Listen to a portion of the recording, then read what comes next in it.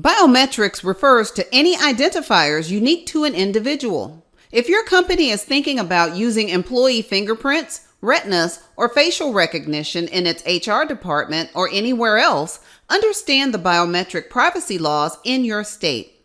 As of the posting of this video, Texas, Illinois, and Washington have active biometric privacy laws, but New York and Maryland are currently working on passing biometric privacy laws. Before implementing any type of biometric program at your company, be sure to do your homework. Research the laws in your state and any upcoming bills being discussed by lawmakers. I recommend being proactive.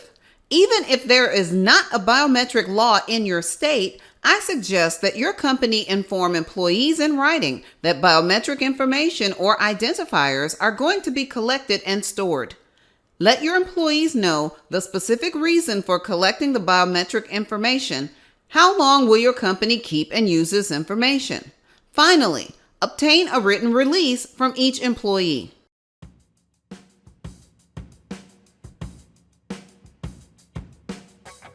If you want to know more about business operations, business management, human resources, and other topics related to running a business, click on one of those play links.